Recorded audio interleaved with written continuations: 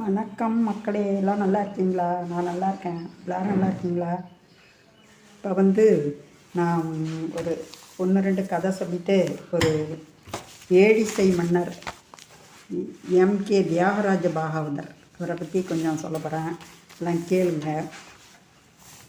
என்னுடைய இது நான் பேசுகிறது பிடிச்சிருந்தேன்னா என்னுடைய சேனலுக்கு, ஆப்பிள் உலகம் சேனலுக்கு சப்ஸ்கிரைப் பண்ணி, லைக் பண்ணி, ஷேர் பண்ணுங்கள். வாங்க இப்போ வீடியோக்குள்ளே போகலாம். நல்லா பேசுங்க, நல்லதையே பேசுங்க. யாராக இருந்தாலும் கண்களை பார்த்து நேருக்கு நேராக பேசுங்கள். அதில் கனிவு, இனிமை, சிந்தனை, மதிப்பு, சரியான சொற்கள் யாவும் கலந்திருக்கட்டும். சிறிய செயலாக இருந்தாலும் அதற்கு நன்றி கூறுங்கள். மகிழ்ச்சி அடைகிறார்கள் என்பதற்காக மற்றவர்களை கேலி கிண்டலாக பேச முயற்சிக்காதீர்கள். மறந்தும் கூட தீய சொற்களை பேசாதீர்கள். தீய சொற்களை பயன்படுத்தாதீர். மற்றவர்கள் உங்களை உதாரணமாக கொள்ளுமாறு பேசுங்கள். அப்போது நட்பு வட்டம் விரிவடையும், உறவுகள் மேம்படும், குடும்பத்தில் அன்பு அதிகரிக்கும். இப்போ ஒரு நினைப்பதெல்லாம் நடந்துவிட்டால் தள்ளு வண்டியில் காய்கறிகளை விற்று படிப்பு செலவையும் பெற்றோரையும் பார்த்து கொள்வான் ஸ்டீபன். காய்கறிகள் வாங்காவிட்டாலும் அவனிடம் சிறிது பேசிவிட்டுத்தான் நகர்வாள் ஆசிரியை அமலா. அன்று வெளியூரில் இருந்து குடும்பத்துடன் வந்த மகளுக்காக காய்கறிகள் வாங்கினாள். வீடு திரும்பிய போது ஒரு கையில் தங்க வளையலை காணும். பதறினாள். நல்ல காய்கறிகளை தேடிய போது நழுவியதோ என நினைத்தாள். ஆனால் அவள் பார்த்ததும் சொல்லியிருப்பானோ என்று தோன்றினது.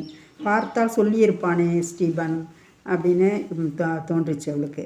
வேறு யாரும் எடுத்தால் என்னாகும் என வருந்தியபடி நடந்ததை கணவரிடம் தெரிவித்தாள். நன்றாக தேடிப்பார் என்றார் அவர். 3 நாளாக அவள் ஸ்டீபனை திரும்பியும் பார்க்கவில்லை. வீட்டிற்கு தேடி வந்தான் அவன். ஆசிரியையின் கணவரிடம், 1 வாரமாக டீச்சர் காய்கறி வாங்கலையே, என் மீது கோபமா என நான் தழுதழக்க கேட்டான். அதெல்லாம் இல்லை ஸ்டீபன், உள்ளே வா, காப்பி சாப்பிடு என்றார் அவர். அதற்கு அவன் கடையை பார்க்க ஆள் இல்லை என்று ஓடிவிட்டான். அப்போது அழுக்கு துணிகள் கிடக்கும் பெட்டியில் வளையல் இருந்ததை கண்ட மகள், அம்மா, வளையல் கிடைச்சிருச்சு என கத்தினாள். அப்பாவியான ஸ்டீபனை சந்தேகப்பட்டோமே, சரியாக தேடிப்பார் என அவரும் கூட சொன்னாரே என அமலாவின் புத்திக்கு உரைத்தது. ஒன்றை நினைக்கும் முன், செயல்படுத்தும் முன் நிதானியுங்கள்.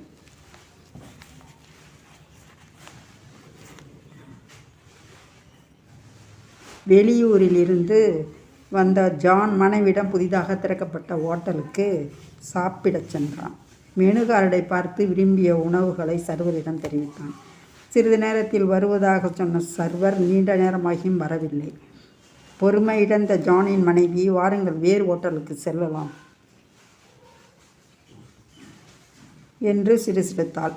எதையும் எடுத்தோம் கவிழ்த்தோம் என செயல்படக்கூடாது என்றான் ஜான். தாமதத்திற்கு மன்னிக்கவும் என சொல்லியபடி சர்வர் ஆர்டர் செய்த உணவுகளை எடுத்து வந்தார். சாப்பிட்டு முடித்த ஜான் புன்னையுடன் 50 ரூபாயை டிப்ஸாக கொடுத்துவிட்டு புறப்பட்டான். அப்போது அலைபேசியில் பேசியவர், ஜான், எப்போ வருவ? நீ இல்லாததால் ரொம்ப சிரமப்படுறோம், சீக்கிரம் வந்துவிடு என்றார் முதலாளி. நாளை வந்து விடுகிறேன் என தெரிவித்தான். கனிவான உச்சரிப்பு, புன்னகை சர்வரான ஆபரணம். கனிவான உபசரிப்பும் புன்னகையும் சர்வருக்கு ஆபரணம். ஏனெனில் வெளியூரில் அவனும் ஒரு ஹோட்டலில் சர்வராக பணிபுரிகிறான்.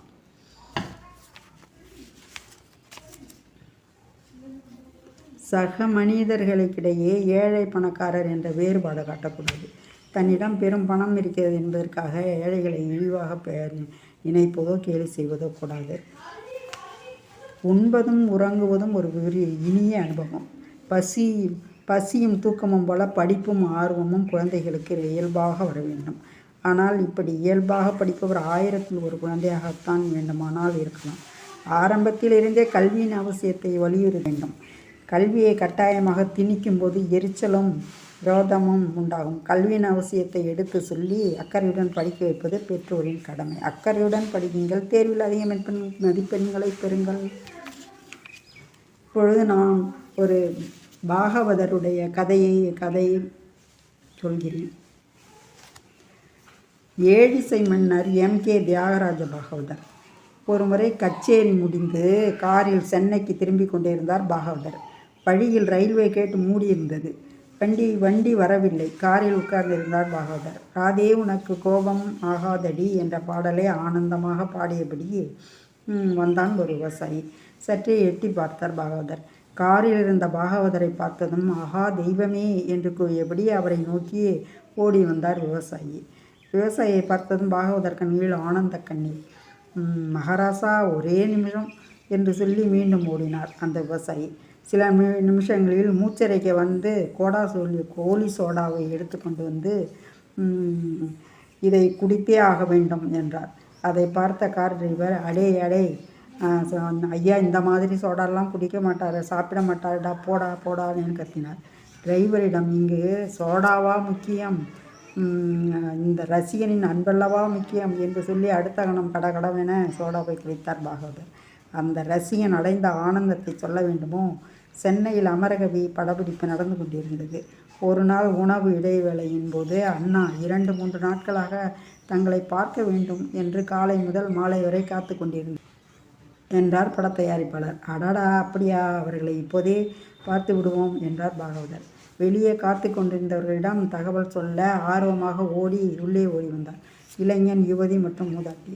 ஐயா, என் பெண்ணுக்கு கல்யாணம் நிச்சயித்துள்ளோம். இவர்கள்தான் பெண்ணுக்கு மாப்பிள்ளை. உங்களை சந்தித்து ஆசி பெற்று பின் திருமணம் நடக்க வேண்டும் என்று இருவரும் சொல்லிவிட்டனர். திருமண நாள் நெருங்கி கொண்டே இருக்கிறது. அதனால்தான் தினமும் உங்களை பார்ப்பதற்கு இங்கு வந்து காத்திருக்கிறோம் என்றார் மூதாட்டி. நெகிழ்ந்து போன பாகவதர் உடனே நல்லி சில்க்ஸ் கடைக்கு ஆள் அனுப்பினார். மணமகனுக்கு பட்டு வேஷ்டியும் பட்டு அங்கவஸ்திரமும் மணமகளுக்கு பட்டுப்புடவையும் வாங்கி வர செய்து அவர்கள் இருவருக்கும் கொடுத்து வாழ்த்தி அனுப்பினார். அந்த அரும்பெரும் குணம்தான் பாகவதருடைய தனித்துவமாகும். கச்சேரி ஒன்றில் தேவானம் பொழிந்து கொண்டிருந்தார் பாகவதர். பல கைகள் மாறி ஒற்றை ரூபாய்தான் தாள் ஒன்று மேடையில் பாடிக்கொண்டிருந்த பாகவதர் கைக்கு வந்தது. 2 கைகளாலும் ரூபாயை வாங்கி கண்களில் ஒட்டினாள் பாகவதர். பிறகு கண்டிப்பாக பாடுகிறேன், கொஞ்சம் பொறுமையோடு இருங்கள் என்றார்.